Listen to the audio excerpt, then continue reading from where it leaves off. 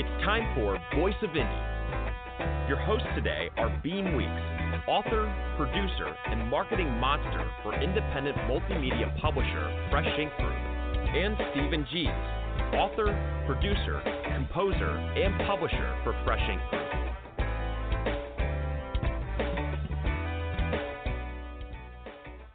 Good evening, everybody. Welcome to another episode of the Voice of Indie podcast, episode number 16.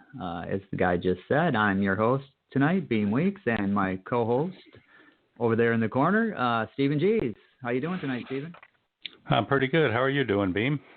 I can't complain, and if I did, nobody would care. Gosh, did I hear you right? This is show number 16. We've done 16 of these things now. 16. Where's the time going? That's 3 months worth. I don't even remember doing them. So, like the first 15 shows, people, we are monitoring Twitter. So if you want to post a comment for today's guest or about the podcast in general, or if you want to ask a question, go on over to Twitter and put hashtag Fresh Ink Group in your tweet. That's hashtag, the #, hashtag Fresh Ink Group. And if you put that in there and post it to Twitter, we will see it and probably read it on the air. Yeah, and also you can call in. And if you have a question or a comment for tonight's guest, just call in at 516-453-9902. Once again, that is 516-453-9902, and we will take your call live on the air. Now, we're doing these shows every Wednesday at 8 o'clock Eastern Time. Figure out your own time zone from there. But every Wednesday evening, we're doing these shows.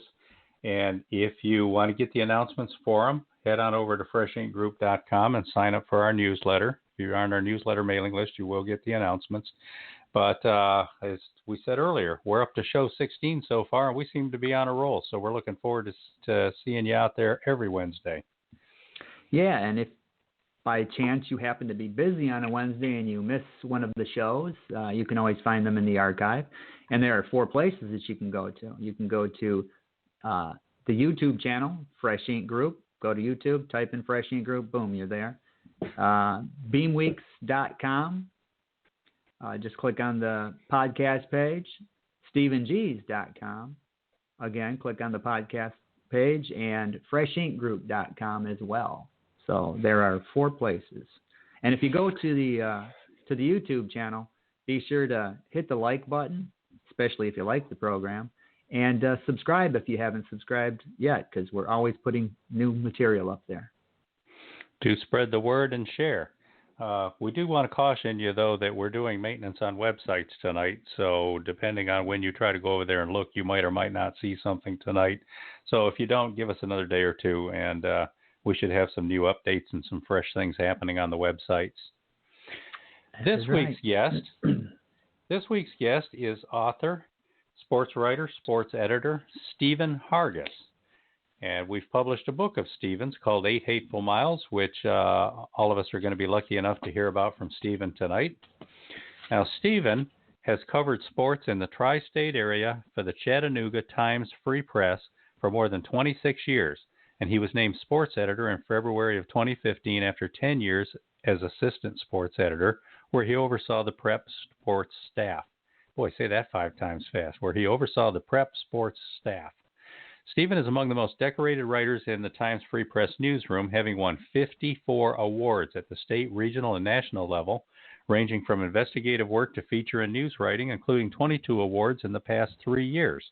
Stephen was named one of the top 10 sports writers in the nation at the Associated Press Sports Editors Conference in Kissimmee, Florida in 2012, and has been recognized by the Society of Professional Journalists with Green Eye Shade Southeast Regional Award 3 times, where his work was noted for its high standards of ethical journalism. He received an Associated Press National Award for a season-long story following the Taft Youth Center football team, became the first writer from the Times Free Press staff to win first place at the state's top overall sports writer by the Associated Press Media Editors, and has also been named the state's overall writer of the year 3 times in the past 4 years. He has been awarded the state's top prep writer a record 18 times, including each of the past 6 years, is the first writer on the Times Free Press staff to win the prestigious Lawrenceburg Quarterback Club Sports Writer of the Year and was recognized with the Tennessee Secondary School Athletic Association Sportsmanship Award for Contributor of the Year in the state. He is also a regular contributor, previewing and highlighting prep football on local television. In 2013, Stephen co-authored a book about University of Tennessee football titled Game of My Life. And then in 2018, he released his first Fresh Ink Group book called 8 Hateful Miles. Stephen is a lifelong Chattanooga area resident and has 2 children, Riley and Lauren. And after reading that, it's obvious Stephen is a slacker. So let's see what it is about him that makes him be so lazy. Welcome to the show, Stephen. Thanks, Gary. I think I'm going to have you introduce me as I enter a room from now on. Just carry that around and read that off whenever I enter a room. Makes me sound much better than I actually am. I can promise you that. Well, we are writers, all of us. Thanks for having me, guys. I appreciate this. Yeah, we're thrilled to have you. We've been looking forward to this. Beem is a lot more knowledgeable about sports than I am, so his questions will probably sound a little bit more intelligent. But let's start out by getting to know some more about you. You live in the Chattanooga area? Yes, I do. I was born and raised in a small town about 30 miles west of Chattanooga, South Pittsburgh, Tennessee, and went to school there. Then went on to college in Chattanooga, began working at the newspaper while I was in college around the spring of 1990, and have pretty much stayed local. I've lived back and forth between living in Chattanooga or coming back home to South Pittsburgh to be closer to family ever since that time. So my roots are pretty deep in the Chattanooga area, and especially in this little small town in Marion County, which is just hugs the Alabama state line. Oh, it's a beautiful part of the country too. Just gorgeous. Yes, it is. And that TV commercial the Sequatchie Valley is well known. I mean, for all kinds of outdoors things. You know, if you're an outdoorsman, whether you hike or canoe or kayak or whatever, there's always something to do outdoors here, because it used to be just up the road from us was known as the hang gliding capital of the South, because there were so many folks. There were little areas where folks could, back when hang gliding was still a thing to do, where you'd see these things, folks jumping off the mountains attached to their gliders and just kind of moving around, kind of like kites with humans attached to them, floating around the valley. So it's just a really pretty area. Yeah, there's lots of views of the water, the mountains. I mean, it's got that southern Appalachian look. I live probably about an hour from Chattanooga now, so I drive past South Pittsburgh every time I head north. And that green bridge that we put in your book trailer, I drive past that every time. And it's like, oh, I've seen that bridge in the TV somewhere. Now, yeah, that's kind of an iconic spot for South Pittsburgh. That's pretty well known. There's not many iconic spots in this small town, but that's one of the things that people know that as a landmark around here. Yeah. Now, you're a family man. Tell us a little bit about your family, growing up there and living there in South Pittsburgh. Yeah, both my kids also attended South Pittsburgh. My son actually played sports there. He was on 2 of their state championship football teams in 2007 and 2010, and he also played basketball and helped out with the baseball team. Was more of a manager of baseball, just to hang out with some of his buddies, and then he went on to school in Chattanooga as well. And my daughter played volleyball at South Pittsburgh, and super smart kid who's now in college and looking to be an educator herself. She wants to be a guidance counselor at the high school level. So she's working toward that right now and living in Chattanooga. Really proud dad of both those guys. Couldn't ask for better kids. And just having my entire family network here in the area really helped. Traveled a lot with my job around the Southeast, so it was always great when the kids were growing up to have family nearby, that if I was going to be gone for a day or so, that there was never a shortage of folks who were willing to let the kids stay with them and hang out with them for however long I had to travel. But that's something I'm just very very proud of my family, and very close knit with my family. My mom and dad still live locally, and my sister just across the Alabama state line. We're all very close. We get together as often as we can for Sunday dinners, or obviously with the holidays coming up, we spend those together and take vacations together and that kind of thing. So that's just kind of who I am and the way that I was brought up. Small town South. I have I have a folder full of author photos associated with when we were putting together your book, 8 Hateful Miles. And one of the pictures I have in there is a picture with you with your kids, and they look about teenage, maybe 15, 16, 17, something like that. And when I look at that picture, I notice that they're both like right up with you, smiling, got an arm around you, and just not looking like your typical picture of a parent with two teenagers who are usually looking off in the corner of the picture and trying to find an escape route, ride off with their friends. I just think it's very nice to see with you and your kids. You're obviously close and beautiful family, and good to see that you are proud of them. Yeah, I appreciate that, Gary. I'm sure there were plenty of times when they would rather be doing something else besides being with Dad. But the photo you're referring to, I believe we were at a Braves game, so they were having a good day. Maybe I may have even gotten them out of school a little early to go down to Atlanta to watch a Braves game or something like that. We would do that every now and then. So. Super Dad. Father of the year. Yeah. And my son grew up, we were both huge Star Wars nerds, so whenever the new Star Wars would debut, when he was in school, we would always get out and go to the midnight show for Star Wars, just kind of make it an evening, go to dinner and go watch Star Wars together, and I'd let him be a little late for school the next day. So we always tried to do some fun things together just to make memories as they were coming up. And they will remember them too. Yeah. Now, you've mentioned, that your son had played on 2 state championship teams. Is he going on into college and going to play football at the college level?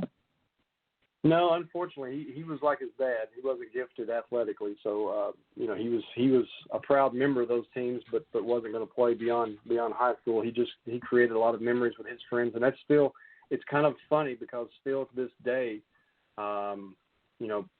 almost a decade after he's graduated high school, when he and his buddies get together, if I'm around as kind of a fly on the wall listening to conversations, a lot of the conversations they have after they catch up with whatever they're doing now is them kind of reminiscing and going back over memories from high school, and 99% of those memories are tied into playing football together. And it's do you remember this day and this practice and how hot it was, and how tough this was, and this coach, and that kind of thing. And do you remember when so and so said this? And I mean, it's just funny how they remember so vividly things that happened 10 years ago.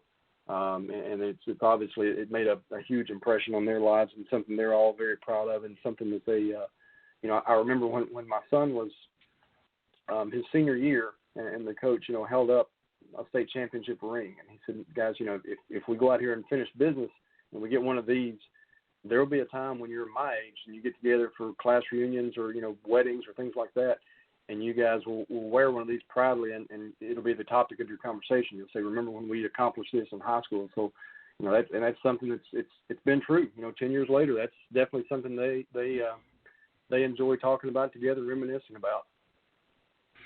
Wow. So we are talking to Stephen Hargis, sports writer, sports editor with the Chattanooga Times Free Press. We're taking phone calls at 516-453-9902. And we're monitoring Twitter. If you use #FreshInkGroup and you want to leave a comment or a question for Stephen, get on over there to Twitter and post it. But right now we've got a commercial to play, and then we'll be back with Stephen in a minute. Okay. Before we play the commercial, let me just throw this out here. We do have a comment on Twitter already. Just to let everybody know, Verwayne Greenhow, he says, Big V is in the house.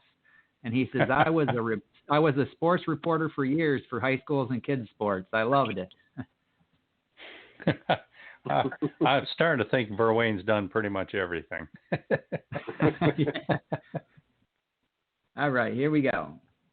Best-selling author Gwen M. Plano presents The Culmination, A New Beginning, the final book in the Contracts thriller series. In the first book, co-penned by best-selling author John W. Howell, the Earth is threatened with a catastrophic event. and Heaven's leadership intervenes with extraordinary measures to ensure the survival of the planet. In Book 2, The Choice, a confidential team uncovers a traitorous conspiracy that has as its goal world domination. The pressing question is, who can be trusted and who cannot? The Culmination, A New Beginning brings the Contract thriller trilogy to a close. After an assassination attempt on an Air Force base in Northern California, tensions mount. Heads of state meet to craft a denuclearization agreement. The meetings between these nuclear powers take a murderous turn. A nefarious conspiracy reemerges and leads the characters into the heart of the Middle East, where they encounter the unexpected and find a reason for hope. Grab your copy now of The Culmination, A New Beginning by Gwen M. Plano. Available worldwide in hardcover, paperback, and all major ebook formats. The Culmination is proudly published by Fresh Ink Group. All right. Gwen Plano, she is a skillful writer, a wonderful author, so you want to grab a copy of that. She was also our guest last week. If you want to head on over to the archives and listen to last week's podcast, she's very fascinating. Wonderful person. Indeed. So, Stephen, you mentioned that you didn't follow a track yourself of, star college football player or anything like that, but did you play sports at all? Were you an athlete at all? I played up until sometime around mid-high school. Everyone else hit their growth spurt and kind of left me in the dust. It was big enough. I always had a mind for it. I mean, I could watch a game and dissect the game and understand what teams were trying to do and strategies and things like that. Loved it. Kept up with it throughout my entire life. It was just something I was always kind of drawn to. It was just kind of my escape. I grew up on a farm, really, where there weren't many other kids around, and so a lot of times my entertainment was watching games, whether it was football or basketball or baseball or whatever.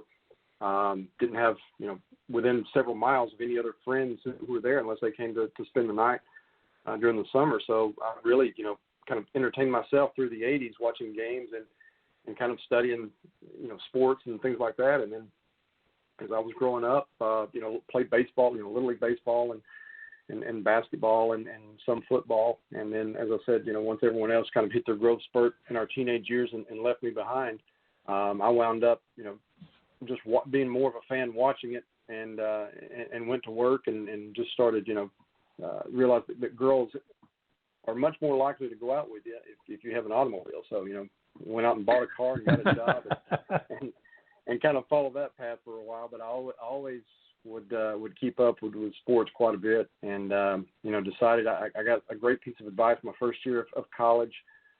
My advisor, said I was trying to figure out what I wanted to do. Knew that I liked to write. I had a notebook filled with short stories that I had written through high school, and a professor told me, said, what you need to do is find something that you enjoy to do. And if you can, find a career where someone will pay you to do that, then you'll never feel like you work a day in your life. So I thought, I love sports. I like to write. Let me see if I can put those two things together. And that was a marriage that worked for me career-wise. I was able to meet the sports editor who was speaking at my church one day and just went up and introduced myself as a college student and that I was looking to go into that career and if there was ever anything I could do. And he said, well, we'd love to have you come in on the weekends and just answer phones in the office, just, games that we're not covering and things like that, or when people call into the office. And so that's kind of where I started working part-time for several months. And then within my first year of college was then taking a full load of classes and also working full-time at the newspaper and kind of just worked my way up from there.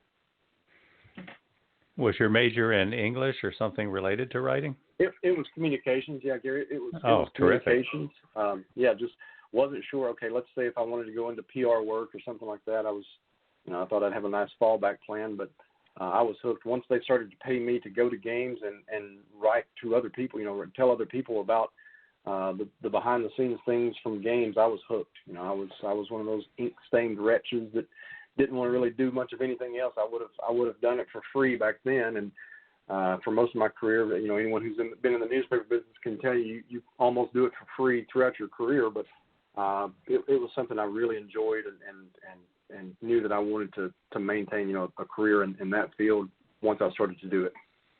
So it was an easy segue into a full-time job by the time you got out of college?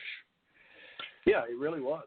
I was working pretty much full-time hours throughout college, and just kind of ease my way into the working world, I guess as it were, fairly easily. I mean, nothing really changed from after that first year of working at the newspaper. The hours and the things that I was doing, had kind of started to establish that I was a energetic young guy who wouldn't turn down any assignment and would go out and cover whatever it was. I never felt like anything was I was low man on the totem pole, so I did not mind at all to go out and cover whatever. So just kind of went right into my career there. And now you're the sports editor. Wow.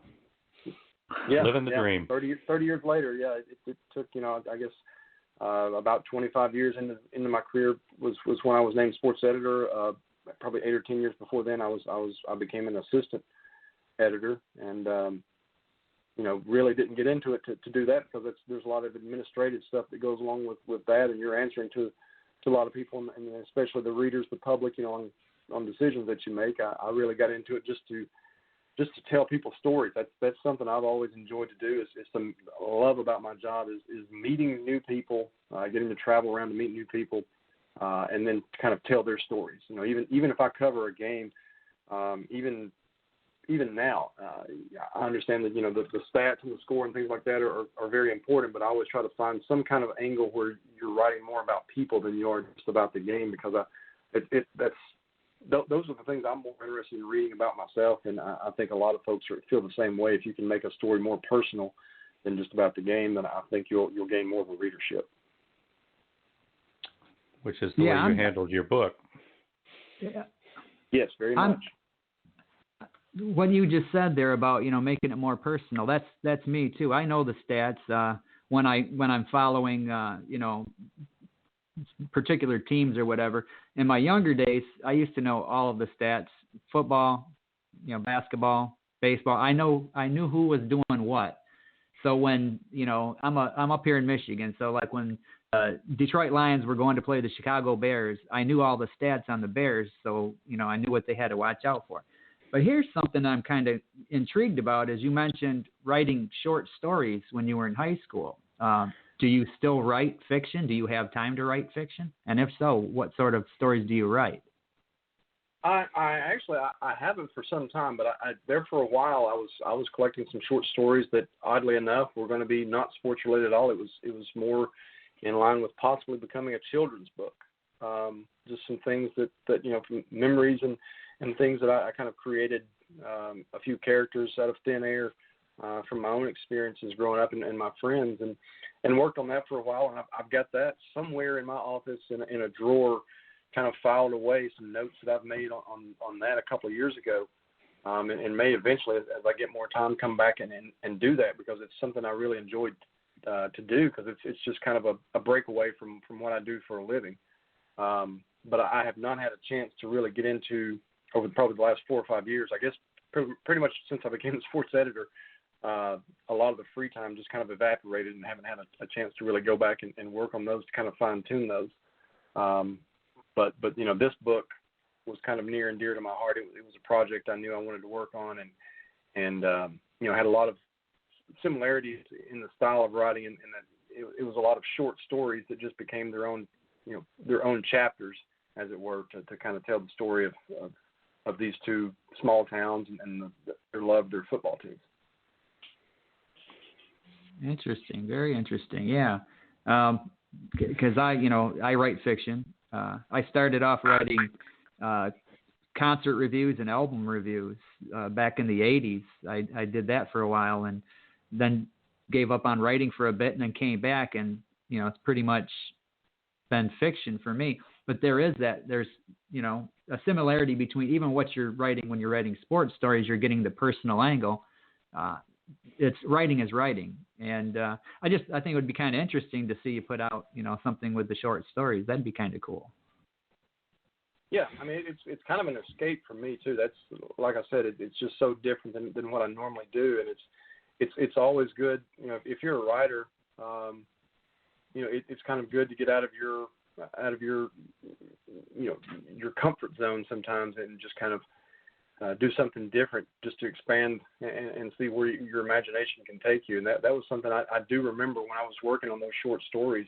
I thoroughly enjoyed doing those things and just kind of the direction that those were going.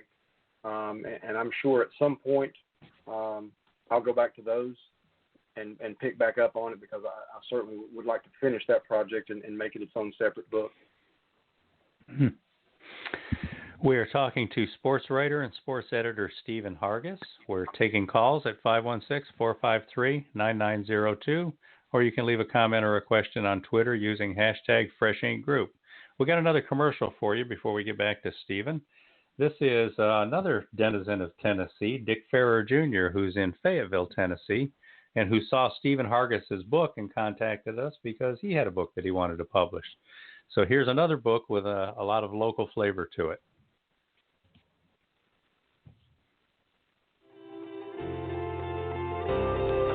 Determined to bring utilities and small building construction to rural areas, William R. Carter joined with Dick Farrer and John Williams to form the CFW Construction Company in Fayetteville, Tennessee in 1952. Named for the partners, CFW expanded into building plants, roads, tunnels, bridges, and more. Within 40 years, the company grew to 5 offices, 14 subsidiaries, 1,000 pieces of equipment, and a proud workforce of more than 1,500 across a dozen states. Then came the scandals. By the end of the 20th century, CFW was gone, and the lives of everybody had changed. Dick Farrer's son was there for the best and the worst. He knows the history and people of Fayetteville, Tennessee, where he lives with his wife not 5 minutes from where CFW started on Pioneer Street, and 3 minutes from where it ended at 1824 Pulaski Highway. Now, he's written the definitive history, not just about a company, but a region and its people. With nearly 100 restored photos, most in color, Farrer Jr. tells the true story, naming names and documenting the details. Get your copy now and grab extras as gifts, in hardcover with dust jacket, or maybe a softcover trade edition. It's also available in all the ebook formats worldwide, including Nook, Kindle, Google Play, iTunes, Kobo, and more. The Rise and Fall of a Construction Giant is a keepsake, a historical record, the chronicle of an era, a compelling story told by the man at its center at the end. The Rise and Fall of a Construction Giant by Dick Farrer Jr. is proudly published by Fresh Ink Group.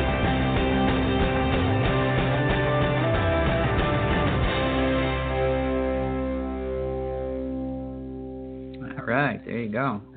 That is a fascinating book, too. A lot of people around the world are buying it. I thought it would just be mostly regional sales, but around the U.S. and around the world, it has attracted a lot of attention. So we highly recommend you check it out. Yeah, we have a phone call, so you want to take the call? Go for it. All right. Hello, caller. What's your name and where are you calling from? Hey there, this is for Wayne. Hi, Wayne. The UP of Michigan. All right, Uper. How you doing tonight? Yeah, we got 8 inches of snow. How do you think? Oh, jeez. All right. So the turtles aren't lined up today, huh? Yeah. I coached rocket football and all through the 90s into about 2002, and that was one of the most fun things I've ever done. And I just wondered if your guest has a moment in time where he thinks he made a change in some kid's life.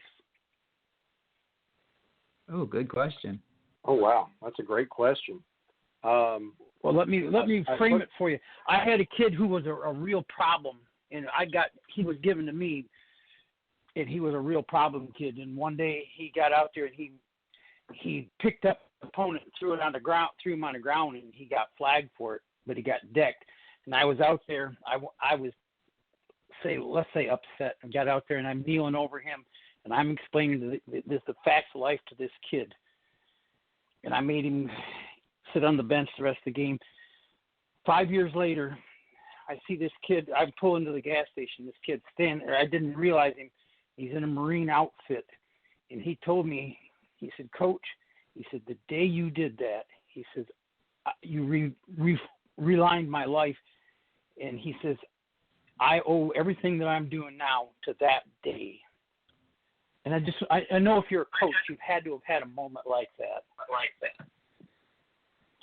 Well, I myself, I never was a coach, so I'm not sure, but I have had lots of the things that mean a lot to me is being in journalism are the times when I've had people that come up to me and will introduce themselves and maybe even introduce their son or daughter, their family member, and recall, a story that I had written about them when they were in high school or when they were in college. A local person that it means a lot, and they've kind of kept those. Hey, my mom has these stories that she clipped out and put in a scrapbook that I thought was silly at the time, but I've since looked through those scrapbooks and love looking back at those articles, that kind of thing. And they're, those always mean a lot to me. That clearly something I wrote about someone 20, 25, 30 years ago meant enough that they still remember the story that I wrote, maybe even kept it and have it clipped out, or that they still remember me for that. And that's something that, always means a lot to me if I was able to touch someone's life enough that they appreciated or like the story that I wrote about them at some point, that they still remember it. Would hope, obviously you hope that there are a lot of those out there, and I always enjoy it, and it touches me and means a lot when I do hear from those folks. That's terrific. Yeah. I think, you're writing articles and you're covering these stories about these kids as well. And I'm guessing that maybe you have, said something in an article that may have changed a kid's life, and you haven't heard from them yet. But as long as you've been doing this, I'm guessing there's probably a few of them out there. Yeah, I would certainly hope so. And like I said, I've had a few through the years that will be in a basketball gym or on a football field or something, and someone will come up and or even if I'm covering a kid nowadays, and I'll recognize a name and look around in the stands or along the sidelines and see a familiar face, and I'll go, oh my goodness, I covered this kid's dad or his mom, when they played sport 20 years ago, or that kind of thing. And so that's always, kind of special when you see those people out and they remember you for, maybe I haven't seen them in 20 years, but they remember the face, they remember the name, and they're appreciative of something that maybe I've written about them in the past, and it's kind of a cool thing now that comes full circle when I'm covering those people's kids. Well, that kind of stuff is a boost to their self-esteem, and that kind of stuff lasts for a lifetime, not only to their own self-esteem, but it helps boost their reputation and their image in the community as well. And that means a lot to people, especially young people who are looking for that identity and looking for that reputation. Yeah, I agree with that, Stephen. I really think that those it's kind of an impressionable age for those folks. A lot of times when I catch them, and it's kind of neat too. The kids that I have covered in high school who go on to big careers at Tennessee or Alabama or Georgia, somewhere in college, and then even a few of them that have gone on to the pros, and then they come back and to see them and have watched their career and watch them do well, and they'll always kind of laugh and say, hey, I remember when you wrote such and such, about me when I was in high school. And you're like, wow. I mean, you, for someone who's been at the pinnacle of their career in their sport, to play professionally and have, other people write about their careers there, and to come back and still remember, something I may have written about in high school, that tells you that it's a very impressionable age, and they remember those things. Yeah, that's usually that first bit of recognition too. So that always stands out. Yeah.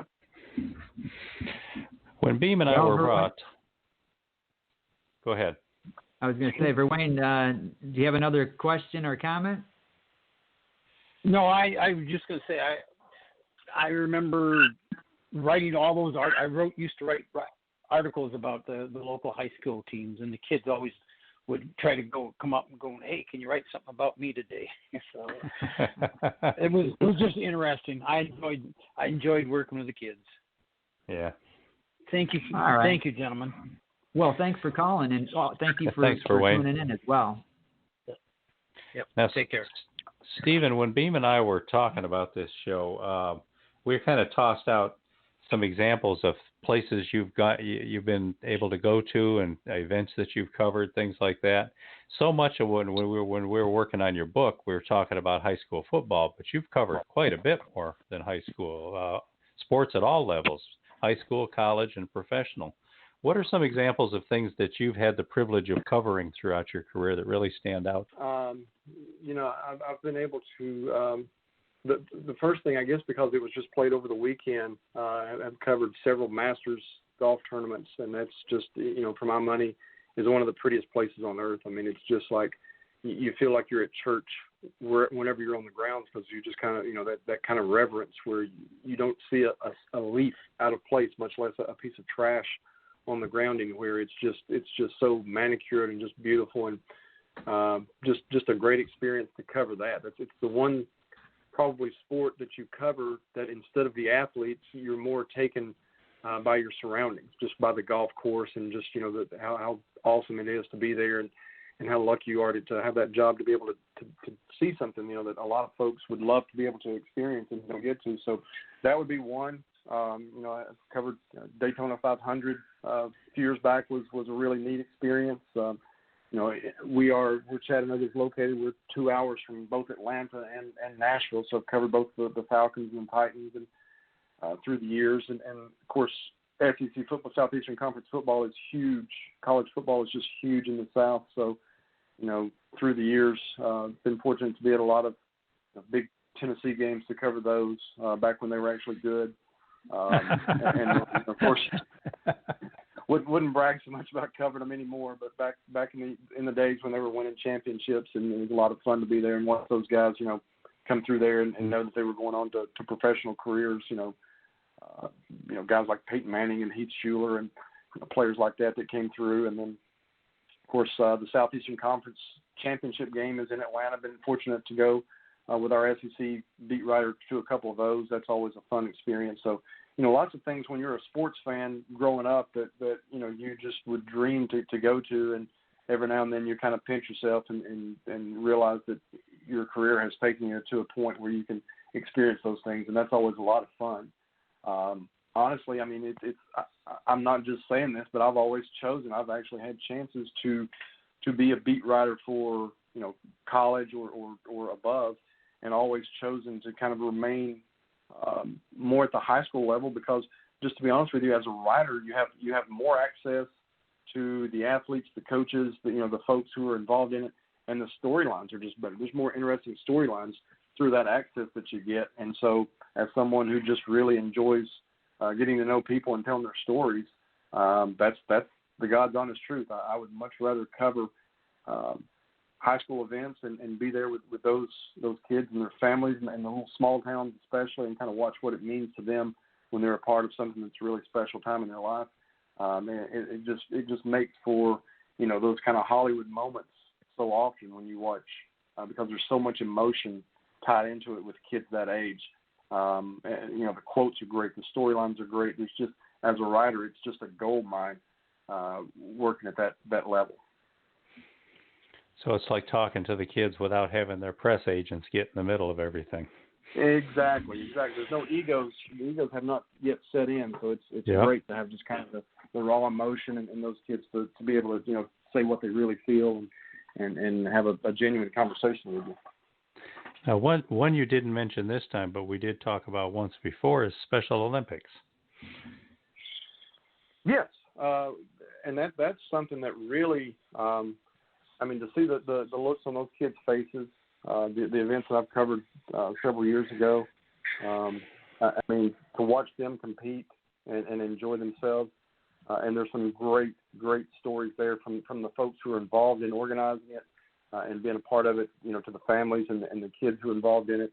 That's just a wonderful experience. I would highly advise anyone, if you need kind of a chicken soup for the soul type moment, the next time if there's a Special Olympics event anywhere in your area, I would highly recommend going and watching those kids and just kind of cheering them on as they compete, and it's really something to watch. It really is special.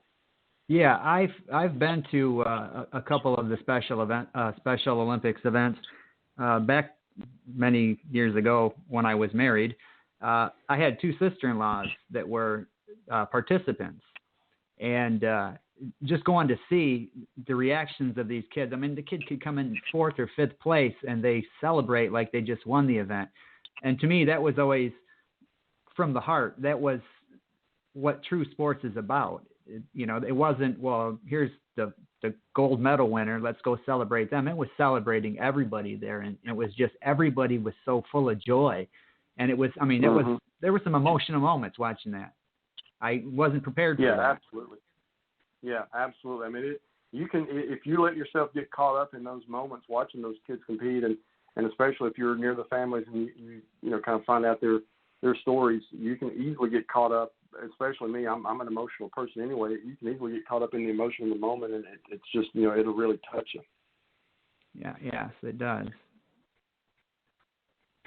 So can you drop some names, some rich and famous that you've met covering things over the years?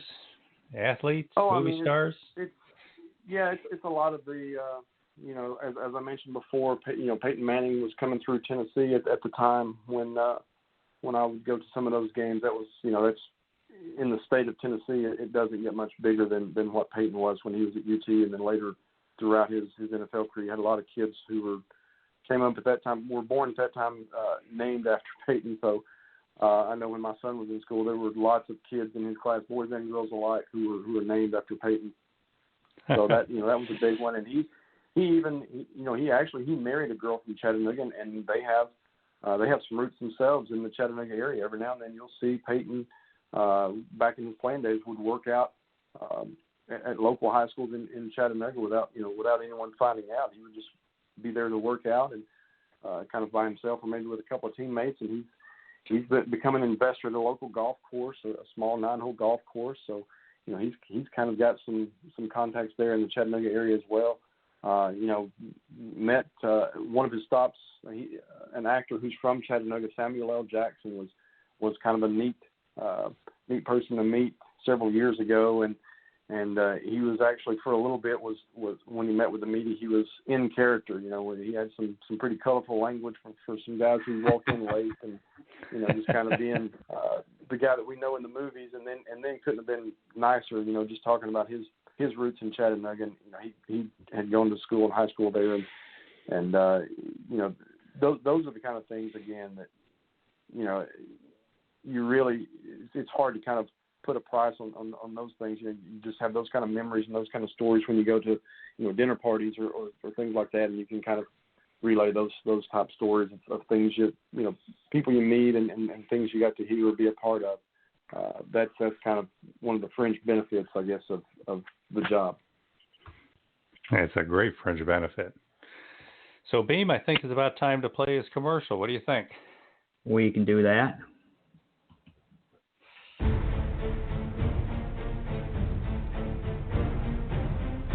In the heart of the Bible Belt, only one thing could drive folks to set aside the good Lord's commandment to love thy neighbor. One of the state's longest and most combative high school football rivalries. Located about 25 miles west of Chattanooga, hard by the Alabama state line, and in an area with more pride than prosperity, the level of football achievements in Marion County and South Pittsburgh, separated by just 8 miles, has fueled the rivalry's intensity for nearly a century.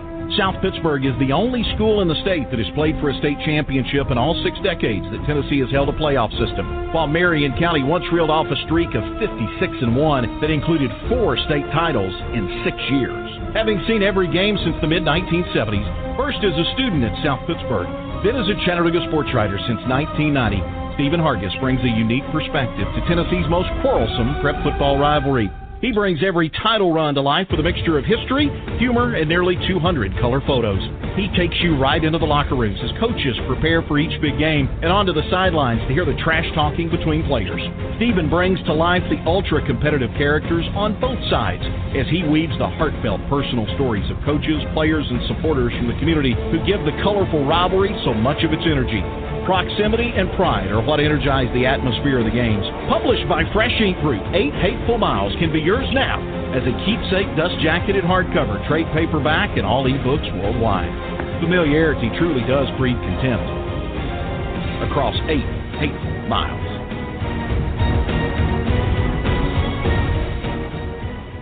And we are live with the author of 8 Hateful Miles, Stephen Hargis. If you have a question or a comment, call in 516-453-9902. That was a fun video to make. It was. We had so many beautiful color pictures to work from, and so many things to talk about. It was kind of hard to narrow that one down. So, yeah, Stephen, that's one of the benefits of having the photographers from the newspaper who had given us permission to use a lot of images of the area and the football teams and things like that. So it was the tougher part wasn't finding the photos. It was kind of trimming it down to the number that we wanted to use in the book and leaving some really good ones out. Yeah. What made you? Go ahead. I think Stephen was going to go with the same we're question. Both asking the same question. Yeah. What made you write this book about a high school football rivalry? Well, in my job, traveling around, even when I would cover college games, folks knew from our area, folks even outside of our area would ask about, they just kind of knew these two teams have been known as two of the premier football programs in the state of Tennessee. And they have, in the Chattanooga area, among the 75 or 80 schools that we cover, these two schools have more state championship trophies. They've been in more state championship games, produced more all-state players, more college players. I mean, they're when you stop and think about, for two towns who are about 3,000 each, I mean, just tiny little map dot towns, to produce that much football success for over such a long period of time. I mean, we're talking about the playoff system in Tennessee started in 1969, and South Pittsburgh is the only school in the entire state of Tennessee among 350 something who has played for a state championship in every decade, at least once every decade since they've had a playoff system. And wow. Marion County in the 90s had a run there where they won 4 titles in like 6 years. I mean, so they're just constantly, every year, they're always the teams that are going to be there producing, high quality players, college players, winning, lots of games, challenging for state championships. So lots of people knew about them, and then they knew about the rivalry itself because the two schools are separated, obviously by the title by 8 miles. And, pretty much every person who was from outside the area that would come in and watch a football game between those two teams through the years would just marvel at the intensity between the teams and just the actual dislike between the people of the two towns. How, two small southern towns, folks who work together, go to church together, but when that football game is there, because there's so much pride in the two communities in their programs, I mean, you would literally see husbands and wives split up, one go to one side of the stadium, the other go to the other side of the stadium, and not sit together during the game because maybe one went to Marion County and the other went to South Pittsburgh, so they would literally not be able to sit together. We had, one husband and wife who I've written about a story about, who literally don't speak for that week. They just, he takes his dinner into the den, she takes hers into the living room. They don't speak. They had a son, that would argue over which school the kid was going to go to. I mean, all that kind of stuff. So, I mean, it's just kind of the whole behind the scenes of what started something like to where, people who are every other week of the year are really grounded, good, hard-working folks, church-going folks who, for 1 week out of the year, and especially that night of the game, just truly do not like each other, and it all stems just from the amount of success both teams have had. And there's not really, like a lot of other small towns in the South, there's not a lot of other things that they can hang their hat on. I mean, there's a little bit of manufacturing going on in South Pittsburgh. Marion County is located in Jasper, which is the county seat, but there's not a lot of prosperity, not a lot of things that people can be proud of in those towns. But their football programs are certainly the main topic of pride, the source of pride for both places, and because of the success that they've had, through the years, I think that's kind of bred the dislike between the two towns, and it's still very much alive even into this year. So which high school did the kid go to? He wound up going to Marion County. Mom won out on that one and took him to Marion County, and I think the dad could chew through nails. He was so upset about watching his son wear the rival purple and white. But, I mean, we're talking about two schools when at a time when a lot of rural areas are consolidating schools. Anytime there is talk of consolidation between those two schools, it's the one and only time that you will have the school board building will be packed out with people from both sides who are protesting that they do not want to join forces with the rival school. They want to maintain their own community identity, and that's a big reason why those schools have not consolidated to this day. Wow. I'm kind of curious about with the success, the continuing success over decades between these two particular schools just 8 miles apart, some phenomenal success. What is it about those two schools that they're able to maintain that level of excellence? Now, we can say, yeah, they've got great coaches, but you're going decade to decade, so some of those coaches retire and you bring in a new one. Yet the success continues. Players are there and then they're gone, they graduate. What do you attribute that to? I think unlike a lot of the other areas in and around, at least across the state that I've been, it means so much from the time these kids are in elementary school. These are still two schools, two teams that when they come out of the locker room to go to the field, you'll have a line of kids, 6, 8, 10, 12 years old who stand there and look at them like they're watching NFL players walk by who just want to high five, their heroes. And so from the time those kids, are able to, they want to play Little League football, and they want to wear the purple and white or the orange and black of the school in their community, and they want to emulate. They want to wear the number of the star player of that year and emulate that, and it means so much to them. And it's honestly, it's a place where, I'm someone who moved away for a while but came back here. Typically, most folks that grow up in one of these two towns, they even if they work, Chattanooga or somewhere outside of the town, they put down family roots and live because there's still something about, raising a family in a small town where you kind of feel safer. So there's a lot of that, families that played. Your dad played at one of the schools. Your uncles played at one of the schools. Your granddad. I mean, we've got South Pittsburgh right now is still alive in the playoffs, and they've got a senior right now whose older brother, his dad, his uncle, and his grandpa all were on state championship football teams. And so he said earlier this year that he feels like a sense of pressure that he needs to make sure they win it this year so that, the bloodline doesn't stop with him not winning the state championship. Almost you've like got an that obligation. Kind of you've got that it's just kind of ingrained in these kids. I mean, even now, I just a couple of days ago was driving home from work, and the Little League teams were out on a baseball field with the lights on well past dark, and they're out there running around in their orange and black uniforms, and still playing their season. And those kids, it just means so much to them to grow up and watch and be a part of. That's all they want to do. They just want to be a part of those programs and kind of continue the tradition of what they've grown up watching. Do you think some families have even moved to the area in order to be a part of those two football programs? Oh yeah, without question. I mean, there was years ago I was in a coach's office at Marion County, and of course whenever those two teams are on a roll, there's always the finger pointing of one side or the other's recruiting, and the coach gets a knock on the door, and a dad has a good looking 6'4", 250-pound type kid who introduced him. This is my son, and we play at another school a few miles down the road, but we want to come here and be a part of this program. What do we need to do? And so the coach tells him, here's what you go to the school, here's what you do, here's who you talk to, and that kind of thing. And when he closes the door, he says, I'm really glad you were here so the media can defend me and say that I didn't go out and recruit that kid. He just showed up here unannounced. So, and the same type thing, at South Pittsburgh this year, there are a couple of kids who transferred in from the Chattanooga area whose families knew about the program and wanted their kids to be a part of that. One of the moms even said, we had always heard about this. We have family that lives in South Pittsburgh. They had told us about it for years, about what a special place it was. If you have a son who plays football, our son loves football. We wanted to come here and be a part of it. So they moved in and wanted their kid to be a part of just that atmosphere.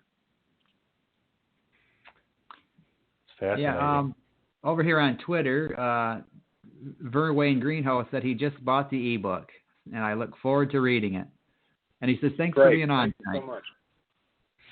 Yeah, well, I hope you enjoy that, and feel free to give any feedback at all on your thoughts on it after you read it. I hope you enjoy it. Yeah, Verwayne's not very shy. Doesn't sound like it. I see we have Bernard Fong is out there promoting tonight's episode, too. He's a Fresh Ink Group member, Bernard Fong. He's one of our favorite writers. It's good to see him out there, Bernard. Hello, Bernard. All right. Well, we've got about 5 minutes left. Now, with the whole COVID thing, what's going on with the rivalry this season? Yeah, unfortunately, that actually got the rivalry. They had played every year continuously since the mid 1950s, and this year the game was scheduled. They found out the day of the game.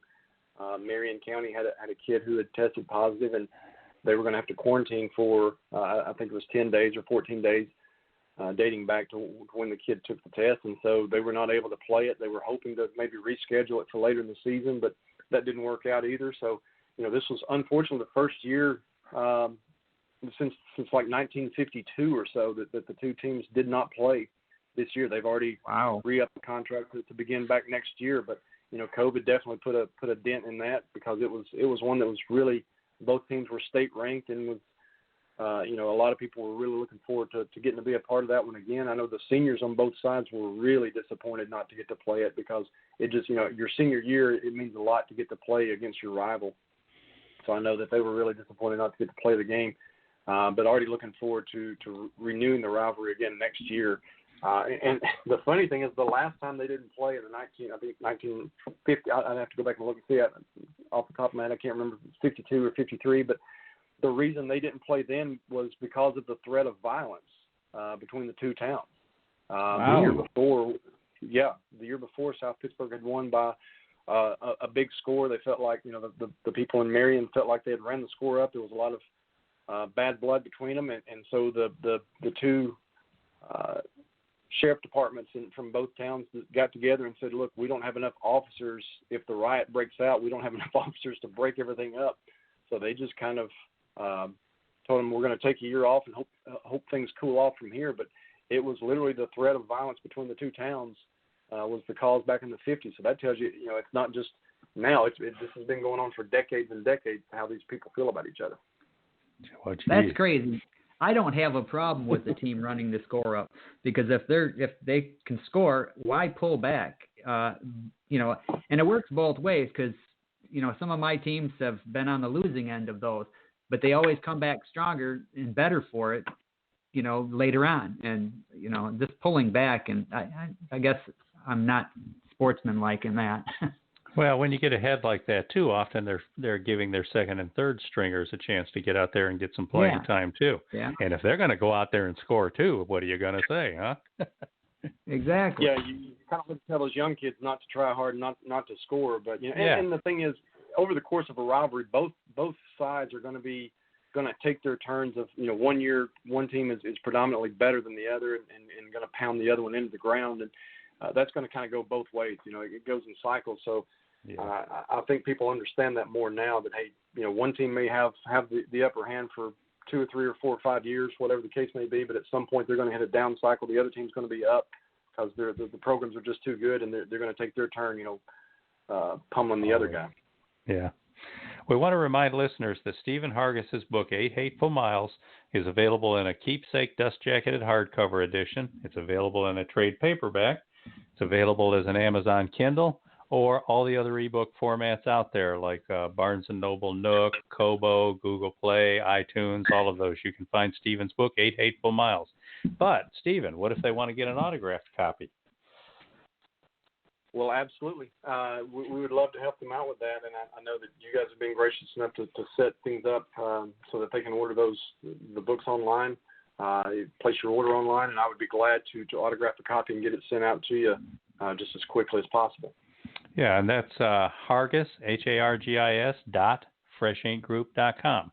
So just add a Hargis dot in front of freshinkgroup.com, And not only can you get an autographed copy, but you can put a note in there and ask Stephen to personalize it for you too. Like if you want to give it as a gift or something like that, or just have it personalized for yourself, because it is a wonderful keepsake. Yeah. Okay. Well, Stephen, we're about out of time. I want to say thank you for taking time out of your night and your evening and sitting down and having a talk with us. Absolutely, guys. I really appreciate you taking the time to have me on the show, and hope everyone enjoyed finding out a little more about the book, and would invite, whether you're a sports fan or not, that's as we mentioned earlier, I try to make my writing style so that even my mother, who knows nothing about sports, would be interested in reading stories, because it's more about people than it is about just the games themselves. So I think there's some pretty cool stories within this book. I agree. I love the book. Now, listeners, you can find Stephen at freshinkgroup.com. You can find him on Twitter at Stephen Hargis, or you can go to thetimesfreepress.com and follow the prompts there and find his blog, or you can find him on Facebook. And you can also find this show and all the other shows, all the other 15 that we've done, in the archive. Go to our YouTube channel. That's Fresh Ink Group at YouTube. Just go over there and type in Fresh Ink Group. They'll also be on beamweeks.com, freshinkgroup.com, and stephengs.com. So thanks to today's caller and tweeters. And we want to alert everybody that next week, in our usual podcast time slot, instead of having a guest, Beem and I are just going to chat each other up. We're having kind of a special holiday music edition about concerts. I'm going to be traveling that week, so I will probably be live from some hotel room somewhere in St. Louis, Missouri. And Beem will be up in Michigan. And we're just going to get on there and talk about our favorite concerts, experiences we've had with bands, groups, anything from symphony to rock and roll, and encourage people to call in. What do you think, Beem? I'll be talking about the 3 Iron Maiden concerts I've been to, Metallica, and Chick Corea. Run the gamut. I mean, there's all kinds of cool things. You know, you'll have a chance to call in and tell us your favorite concert story, or your first concert that you went to, or, hey, you might have met a rock star at one of these shows. So tune in. A woman I've been spending some time with lately went to Woodstock. I mean, she's got stories. I need to get her to call in, too. She saw one of Hendrix's last concerts, one of Janis Joplin's last concerts. So everybody's got a story with a concert. Call in, tell us yours. We'll have a chat. Yeah. But thanks again to Stephen Hargis. Yeah. Yeah, guys, I'm interested in hearing that. I may call in next week and tell you about a couple of the Metallica concerts that I've been to myself. Ooh, yeah. Metallica. Yeah, definitely. Okay, thanks again, Stephen, for being our guest today. The book is 8 Hateful Miles, published by Fresh Ink Group. If you don't have a copy, people, get out there and get one right now. And remember, they make wonderful gifts, and you can get one autographed or personalized if you go to hargis.freshinkgroup.com. And we will see you again next week, everybody. Take care. Bye.